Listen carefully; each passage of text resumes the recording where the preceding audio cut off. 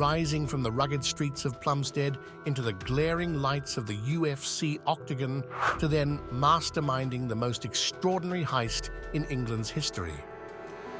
This is the life of Lee Murray, an English-Moroccan fighter and career criminal, reads like a script from a high-octane action movie. This is the tumultuous journey of a man whose early struggles and violent tendencies catapulted him into a life of fame, fortune, and eventual infamy. Born on November 12, 1977, in Greenwich, London, Lee Brahim Murray Lamrani's childhood was marred by difficulty and discord. Raised primarily in Plumstead and attending Foxfield Primary School, Lee's early life was anything but easy. His relationship with his father was fraught with tension, often erupting into violence. This tumultuous dynamic reached a boiling point when Lee, in an act of self-defense, knocked out his father with a single punch. A neighbor later reflected, "Once he realized he could take down a big man like that, I think that's what changed Lee." With his father eventually leaving the family, Lee's mother, Barbara, was left to raise him and his younger sister, Rhea, alone. Lee's rebellious nature led to his expulsion from Eaglesfield Boys' School and subsequent enrollment at Woolwich Polytechnic School. It was here that Lee's fascination with American mobsters, particularly New York's notorious John Gotti, began to take shape. As a teenager, Lee's descent into a life of crime was swift. Living on the streets in the Barnfield projects, he joined the Barney Boys gang. Their activities mainly involved stealing and drug dealing, and it was during this time that Lee met fellow criminal and future mixed martial artist Mark Epstein. Lee's penchant for violence became evident. At 16, already standing at 6'3" and 185 pounds, he made a name for himself as a formidable and fearsome figure on the streets. A turning point came when Lee was sentenced to a term at Feltham Young Offenders Institution for possession of cocaine and cannabis. Upon his release, he focused on building his physique, a decision that would soon pivot his path from the streets to the sports arena. Lee's foray into professional fighting began with his training at London's Shoot Fighters. His coaches quickly recognized his raw talent and unbridled aggression. His first fight in December 1999 was a testament to his power, a swift victory that earned him the nickname Lightning Lee Murray.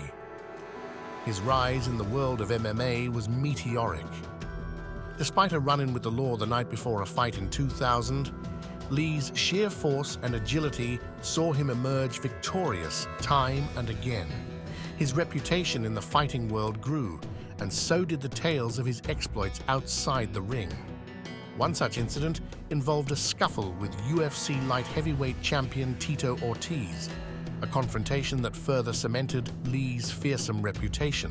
Murray's UFC debut in 2004 was as dramatic as his life outside the ring. Donning a prison jumpsuit and a Hannibal Lecter mask, he defeated his opponent, George Rivera, in a stunning display of skill and ferocity. However, visa issues and legal troubles, including a road rage incident, cut short his promising UFC career. Things started tilting for Murray as his light to a successful UFC career fades. His opportunities started to become stale, making him seep back into his old habits with crime. This is where he decided things needed to change, fast. Jump to February 21st, 2006, marking the day when Lee Murray, a man once celebrated in the ring, orchestrated what would become one of the most audacious and talked about heists in UK history. The target? The Securitas Depot in Tonbridge, a repository holding a vast fortune. This wasn't just a robbery, it was a theatrical display of criminal ingenuity, a plot worthy of a Hollywood script, meticulously planned and executed with a precision that left the nation in shock. The heist began with a chilling act of deception. Colin Dixon, the manager of the Securitas Depot, was driving home when he was pulled over by what appeared to be a police vehicle. Two men, disguised as police officers, convinced Dixon to exit his vehicle, only to handcuff and abduct him. This was no routine stop. It was the first move in a high-stakes chess game orchestrated by Murray. Meanwhile, Dixon's wife and child were also ensnared in this elaborate trap. Under the guise of a tragic accident involving Dixon, the imposters lured them into what they thought was a journey to the hospital. Instead, they found themselves captives in a sinister plot. The following night, with Dixon and his family as pawns in Murray's plan, the heist shifted to its main act. The depot, a fortress of security, was about to be breached. Dixon, under duress, was forced to lead a gang member, still in the guise of a police officer, into the building. The moment they were inside, the facade fell away. Armed with an arsenal that included handguns, shotguns, AK-47s, and a Scorpion submachine gun, the gang revealed themselves. The inside of the depot transformed into a scene of controlled chaos. The staff, caught off guard and overwhelmed, were quickly subdued and bound. With Dixon's coerced assistance, the gang disabled the alarm system, clearing the path for their true objective: the millions in cash stored within. What followed was a masterclass in efficiency. The robbers, using nicknames to mask their identities, worked with military precision. They loaded pallet after pallet of banknotes onto their getaway vehicles. Murray, the alleged mastermind, watched over the operation with the critical eye of a director overseeing a pivotal scene. Witnesses later recalled a robber they nicknamed Stopwatch for his role in meticulously timing the operation. After an hour and 40 minutes, a fortune was spirited away. The robbers vanished into the night with £53 million, leaving behind only the echoes of their audacity. The staff, still in shock, were left locked up, helpless witnesses to one of the greatest thefts in British history. The Tonbridge heist not only grabbed headlines for its scale and daring, but also for the man believed to be behind it all: Lee Murray. This heist was the climax of his tumultuous journey, a stark deviation from his days in the fighting ring. The heist cemented his legacy not as a sports star, but as a criminal mastermind.